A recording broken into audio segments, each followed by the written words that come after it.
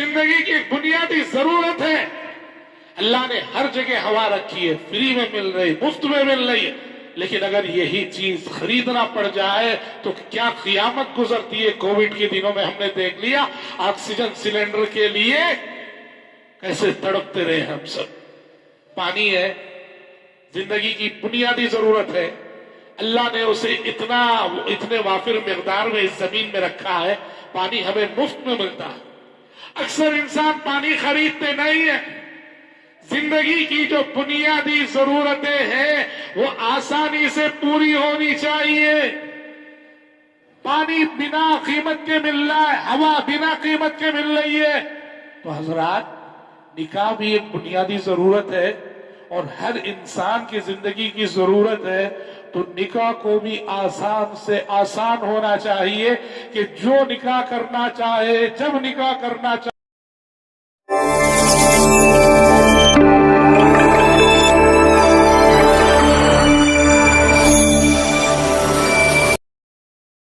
إن الحمد لله نحمده ونستعينه ونستغفره ونعوذ بالله من شرور أنفسنا ومن سيئات أعمالنا. من يهده الله فلا مضل له ومن يضلل فلا هادي له. وأشهد أن لا إله إلا الله وحده لا شريك له وأشهد أن محمدا عبده ورسوله. يا أيها الذين آمنوا اتقوا الله حق تقاته ولا تموتن إلا وأنتم مسلمون. يا أيها الناس اتقوا ربكم الذي خلقكم من نفس واحدة وخلق منها زوجها وبث منهما رجالا كثيرا ونساء. واتقوا الله الذي تساءلون به والأرحام إن الله كان عليكم رقيبا. يا أيها الذين آمنوا اتقوا الله وقولوا قولا سديدا يصلح لكم أعمالكم ويغفر لكم ذنوبكم ومن يطع الله ورسوله فقد فاز فوزا عظيما. أما بعد فإن خير الحديث كتاب الله وخير الهدي هدي محمد صلى الله عليه وسلم وشر الأمور محدثاتها وكل محدثة بدعة وكل بدعة ضلالة وكل ضلالة في النار. أعوذ بالله السميع العليم من الشيطان الرجيم من همزه ونفخه ونفسه. وأنكحوا الأيام منكم والصالحين من عبادكم وإمائكم إن يكونوا فقراء يغنهم الله من فضله والله واسع عليم. حضرات، ابھی میں نے خطبہ مسنونہ کے بعد آپ کے روبرو سورۃ النور کی ایک آیت پڑھی ہے.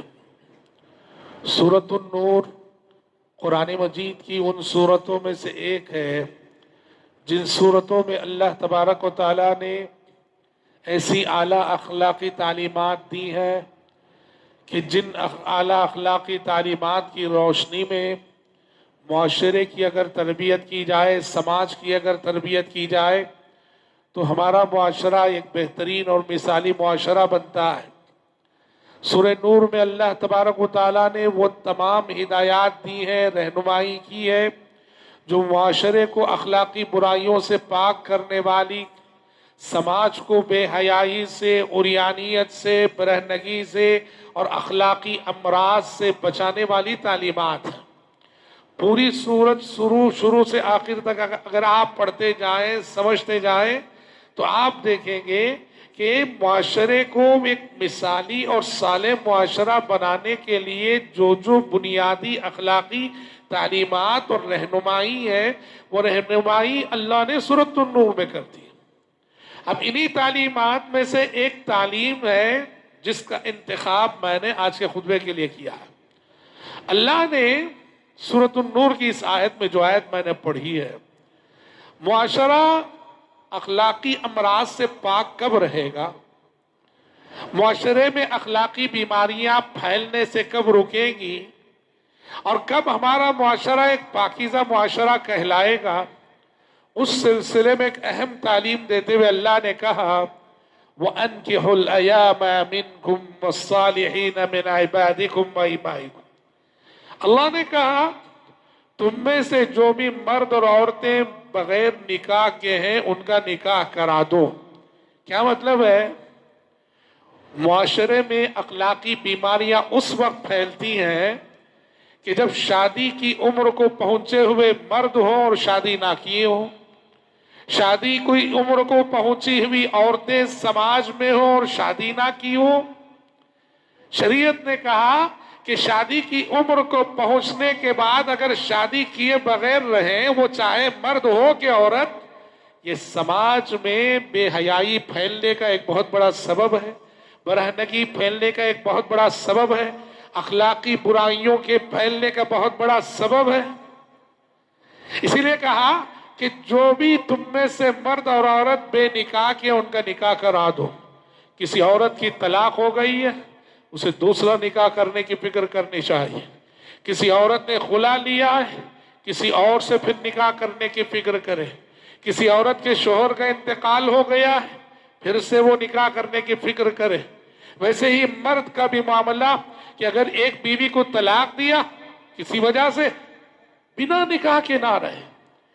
نکاح کی عمر کو پہنچے ہوئے مرد اور نکاح کی عمر کو پہنچی بھی کوئی بھی عورت سماج میں بغیر نکاح کے نہیں رہنا چاہیے۔ قرآن نے کہا وَالصَّالِحِينَ مِنْ عِبَادِكُمْ وَإِمَائِكُمْ۔ ایسا نہیں کہ صرف آزاد، وہ زمانے میں آپ جانتے غلامی کا زمانہ تھا، غلام اور لونڈیاں ہوتی تھی۔ ٹھیک ہے کہ وہ غلام اور لونڈیے پر وہ بھی تو انسان ہیں، ان کی بھی خواہشات ہیں۔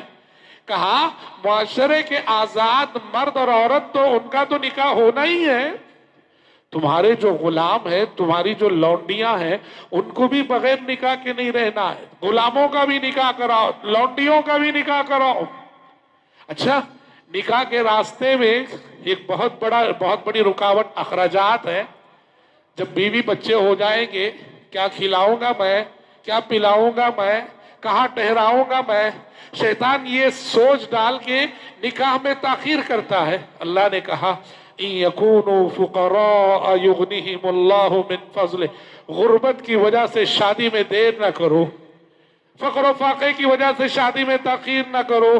اللہ کا وعدہ ہے إِن يَكُونُوا فُقَرَاءَ يُغْنِهِمُ اللَّهُ مِن فَضْلِهِ، یہ نکاح کرنے والے مرد اور عورت اگر غریب بھی ہو، اللہ انہیں اپنے فضل سے بے نیاز کرے گا۔ یعنی شادی کے بعد روزی کے دروازے تم پر کھلیں گے، نکاح کے بعد رزق کے دروازے تم پر کھلیں گے، آنے والی اولاد اپنے مقدر کا رزق لے کر آئے گی، اپنے مقدر کی روزی لے کر آئے گی۔ اسی لیے حضرت عبداللہ بن مسعود کہتے تھے التمسوا الغنى فی النکاح، رزق کے دنیا میں جو اسباب ہے نا، روزی کہاں کہاں سے ملتی ہے، رزق کہاں کہاں سے ملتا ہے، رزق اور روزی کے اسباب میں ایک بہت بڑا سبب شادی اور نکاح۔ نکاح کرو اور دیکھو اللہ روزی کے دروازے کیسے کھولتا ہے، شادی کرو دیکھو اللہ روزی کے دروازے کیسے کھولتا ہے۔ واللہ العظیم دنیا میں ہزاروں مثالیں ہمارے سامنے موجود ہیں۔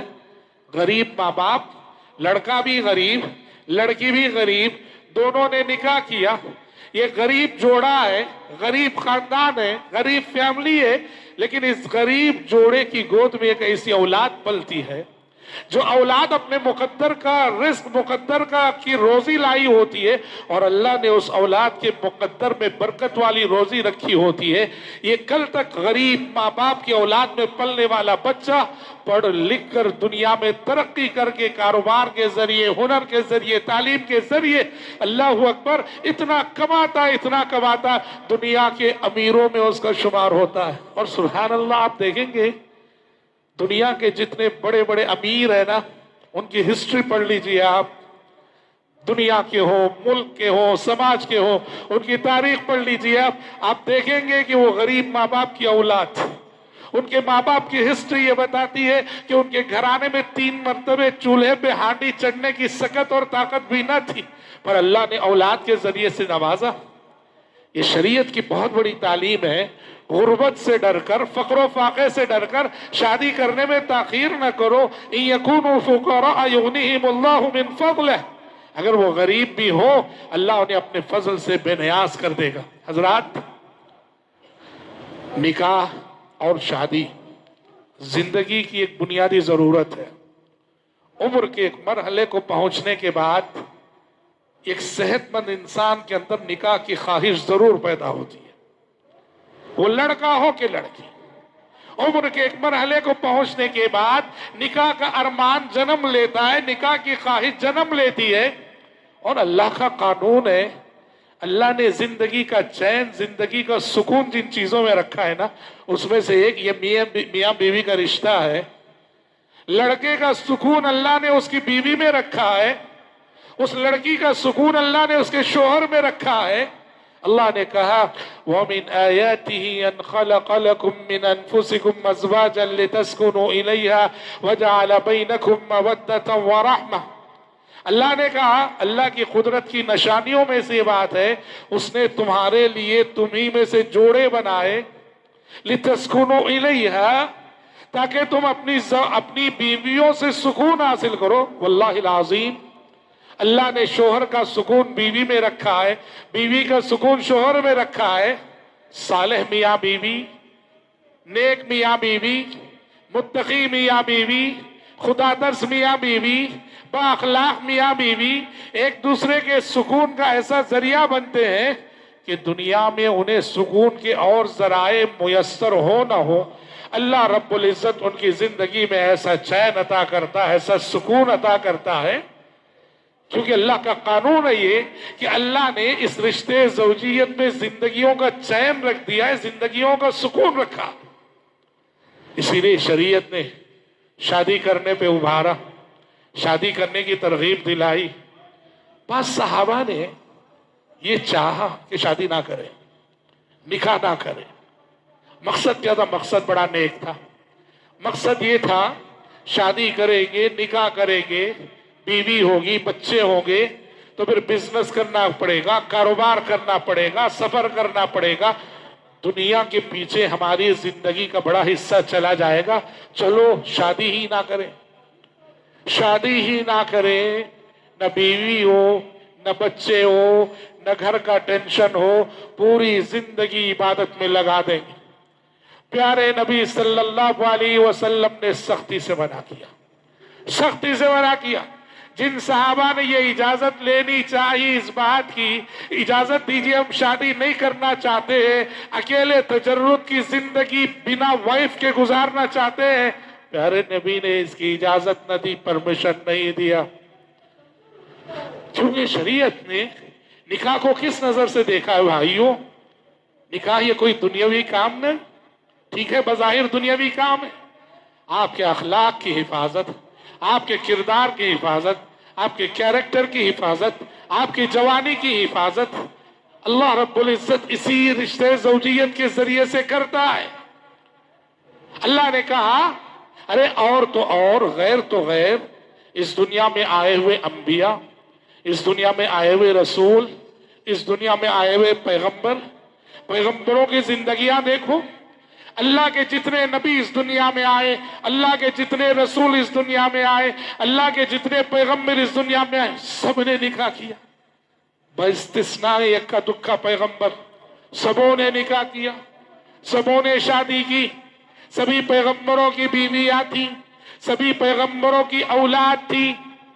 اللہ نے قرآن میں وَلَقَدْ أَرْسَلْنَا رُسُلًا مِّن قَبْلِكَ وَجَعَلْنَا لَهُمْ أَزْوَاجًا وَذُرِّيَّةً، اے پیغمبر ہم نے آپ سے پہلے بہت سارے رسول اس دنیا میں بھیجے، ان سب کی بیویاں تھی، ان سب کی فیملیاں تھی، ان سب کی اولاد تھی۔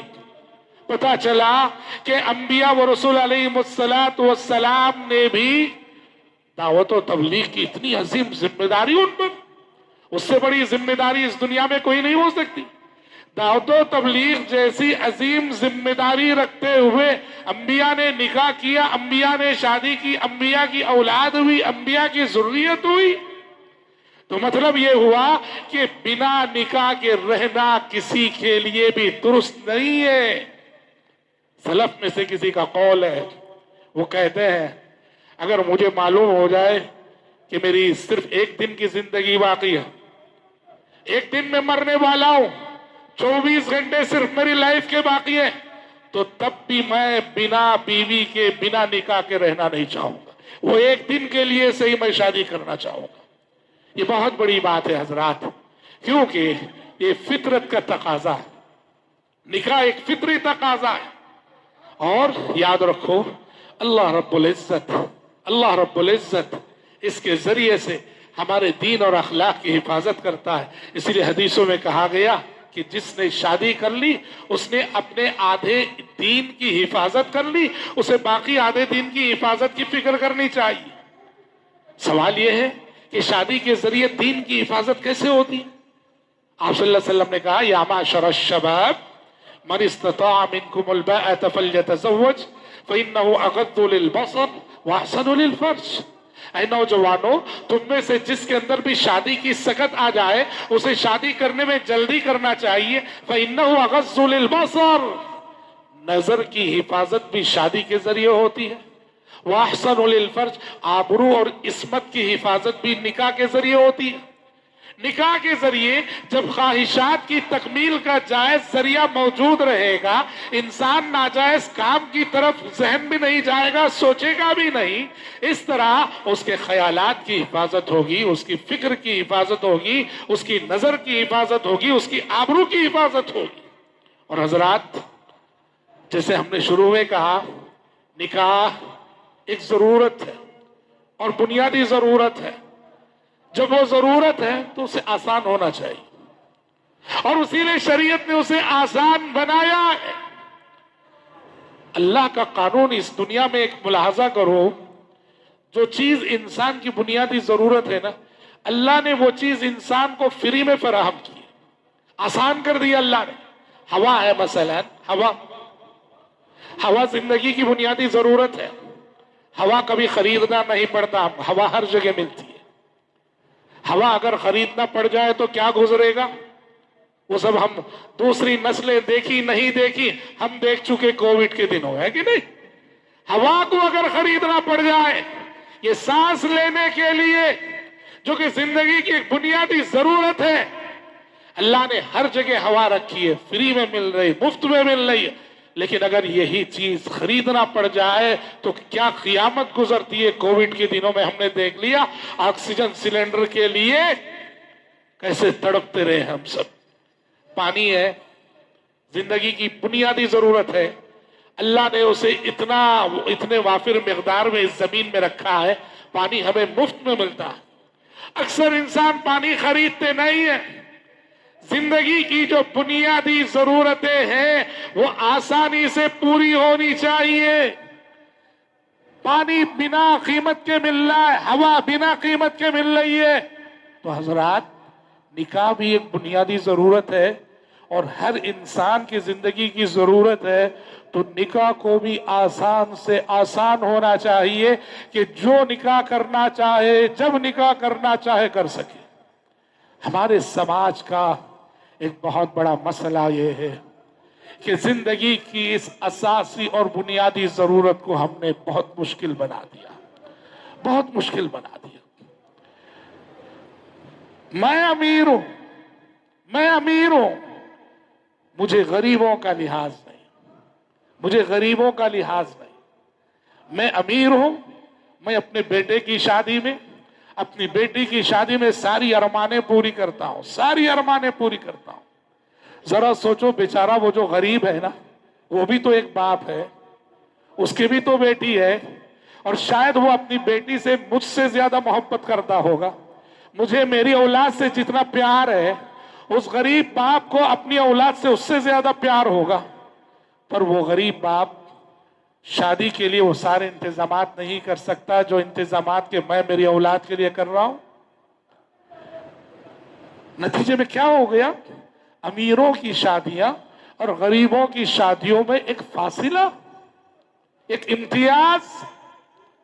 سماج کا امیر، سماج کے مالدار، سماج کے اصحاب حیثیت سماج کے غریبوں کا ذرا لحاظ کیے بغیر، ان کے جذبات کا لحاظ کیے بغیر اپنی ارمانیں اپنے بچوں کی شادیوں میں پوری کرتے ہیں، اسراف کے ذریعے، فضول خرچی کے ذریعے. اور کیا کیا، مجھے تو کیا کہوں میں. یاد رکھو، شادی آسان ہونی چاہیے. کتنی آسان؟ آپ نے وہ حدیث سنی پیارے نبی کے زمانے میں، دیکھو بہت ساری حدیثیں جس سے معلوم ہوتا ہے کہ شادی کتنا سمپل میٹر تھی عہد نبوت میں. پیارے نبی بیٹھے ہوئے تھے, ایک خاتون صحابی آئی, آ کے کہا یا رسول اللہ انی وہبت نفسی لک, اے اللہ کے نبی میں نے اپنے آپ کو آپ کے لیے ہبہ کر دیا ہے, مجھ سے نکاح کر لیجئے آپ. پیارے نبی صلی اللہ علیہ وسلم نے خاموشی اختیار کی. خاموشی اختیار کرنے کا مطلب یہ تھا کہ پیارے نبی کو یہ پیشکش منظور نہ تھی, آپ کا نکاح کرنے کا ارادہ نہ ہوا. جب پیارے نبی خاموش رہے صحابیہ کے یہ کہنے پر کہ میں نے اپنے آپ کو آپ کے لیے ہبہ کر دیا, نکاح کر لیجیے مجھ سے, پیارے نبی جب خاموش رہے کوئی جواب نہیں دیا, بازو ایک صحابی بیٹھے تھے, انہوں نے کہا زوجنیہا یا رسول اللہ ان لم تکن بک حاجہ. آپ میں یہ بتانے کے لیے واقعہ سنا رہا ہوں, شادی کتنا سمپل میٹر ہے سنیے. بازو بیٹھے ہوئے صحابی نے کہا اللہ کے نبی اگر آپ کا ارادہ نہیں ہے شادی کا, اس خاتون کا نکاح مجھ سے کرا دیجئے نا, میں کرنے تیار ہوں. آپ صلی اللہ علیہ وسلم نے کہا اچھا تیار ہو؟ کہا مہر میں کیا دو گے؟ جاؤ کوئی چیز ڈھونڈ کے لاؤ مہر میں دینے کے لیے. کہا اللہ کے نبی کچھ نہیں میرے پاس, کچھ نہیں. آپ نے کہا التمس شیئن, اللہ کے بندے کچھ ڈھونڈ کے لاؤ, ڈھونڈ جاؤ کچھ تو رہے. فالتمس فلم یجد شیئن, صحابی ڈھونڈے, اب مہر تو دینا ہے نا, مہر میں دینے کے لیے کچھ نہیں ملا. آپ نے کہا التمس ولو خاتما من حدید, ارے اللہ کے بندے لوہے کی انگوٹھی بھی نہیں کہ تیرے پاس, جاؤ لوہے کی انگوٹھی ڈھونڈ کے لاؤ. فالتمس فلم یجد, لوہے کی انگوٹھی بھی نہیں تھی مہر میں دینے کے لیے. پیارے نبی نے کہا ایسا بتاؤ قرآن یاد ہے تمہیں؟ کہا کہ ہاں فلاں فلاں سورت یاد ہے. اللہ کے نبی سورہ بقرہ اور کچھ سورتیں انہوں نے گنائی.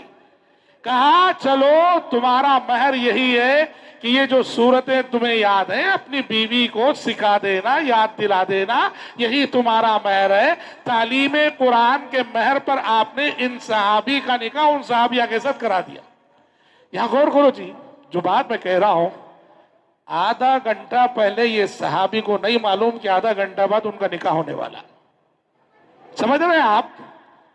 آدھا گھنٹہ پہلے نہیں معلوم ان کو کہ آدھا گھنٹہ بعد ان کی زندگی میں ان کی لائف پارٹنر آنے والی ہے, ان کی شادی ہونے والی ہے.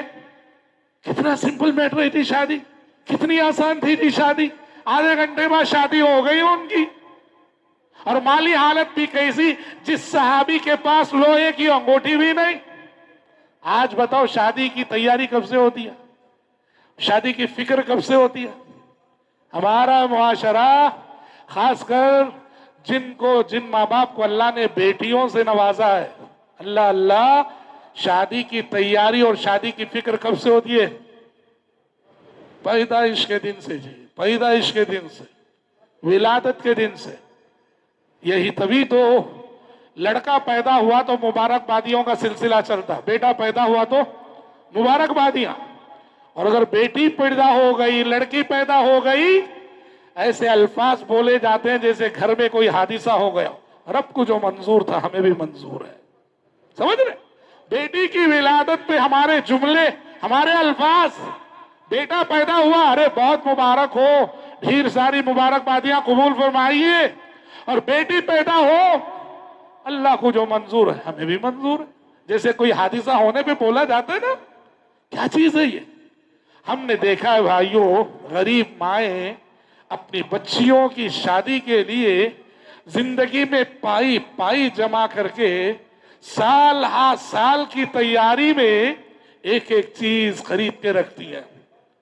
کبھی جو ہے ہاں زندگی کا کوئی سامان خریدا, کبھی کوئی واشنگ مشین خریدی, کبھی فلاں چیز جتن کر کے رکھتی ہیں مائیں اپنی غریب بچیوں کی شادی کے لیے. شادی کو ہم نے اتنا مشکل بنا رکھا ہے. نخرے کتنے. میں آپ کی شادی میں آتا نہیں, کیوں نہیں آتا؟ تمہیں آئے میرے گھر کو, بلائے بھی, شکایت یہ صحیح طریقے سے بلائے نہیں. سمجھ رہے؟ نہیں آتا میں تمہاری شادی کو. ان کے گھر میں تمہیں بیوی کے ساتھ گئے, میرے گھر میں تمہیں بیوی کے ساتھ نہیں آئے. تمہیں خالی آ کے، اور وہ بھی صحیح طریقے سے بلائے نہیں. کیا نخرے جی یہ سب بھی ہماری زندگیوں میں. اور پیارے نبی کے زمانے میں عبد الرحمن بن ابن عوف، ایک ہی نہیں کتنے واقعات ہیں.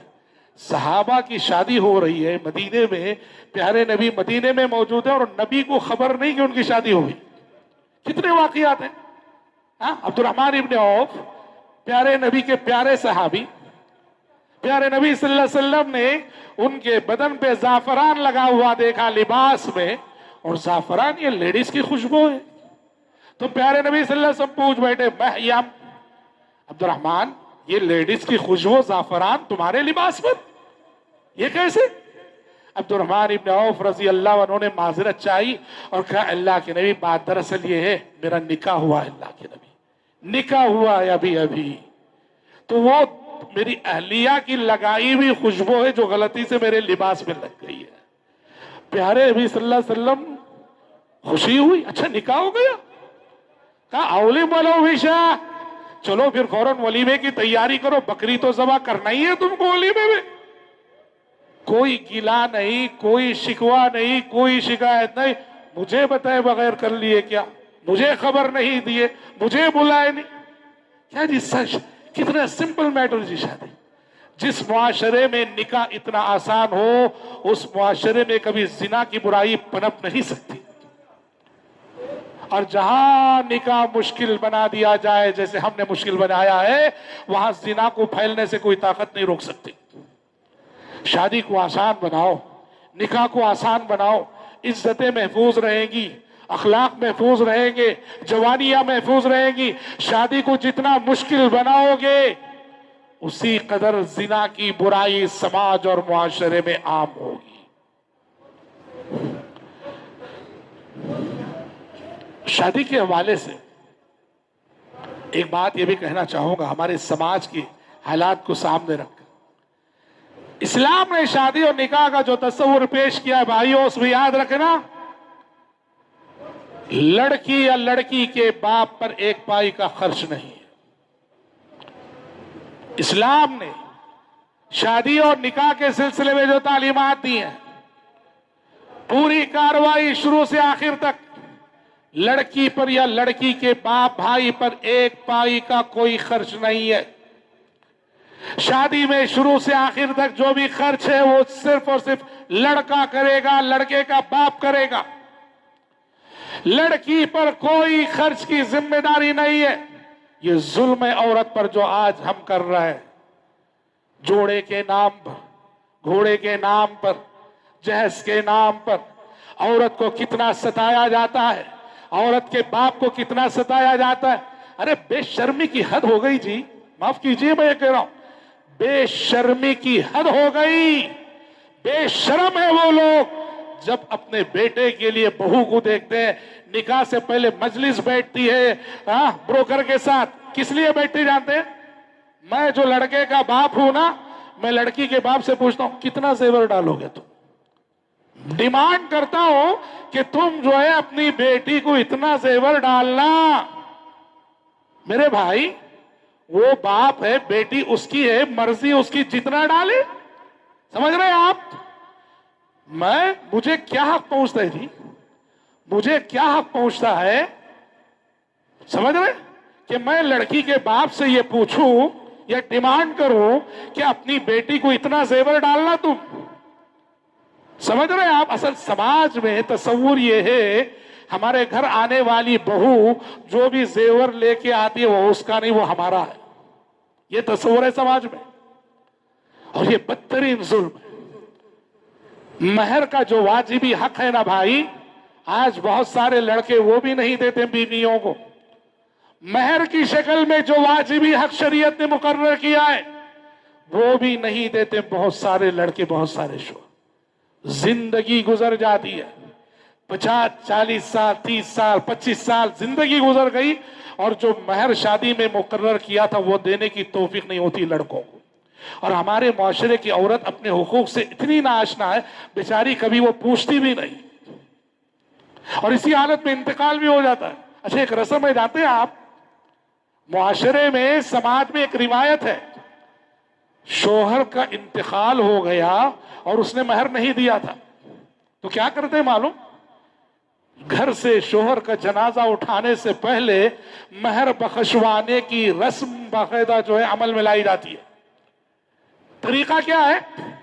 شوہر کا انتقال ہو گیا ہے، جس نے کہ مہر نہیں دیا ہے بیوی کو، اس کا جنازہ گھر سے اٹھنے سے پہلے بیوی کو لایا جاتا ہے شوہر کے جنازے کے پاس۔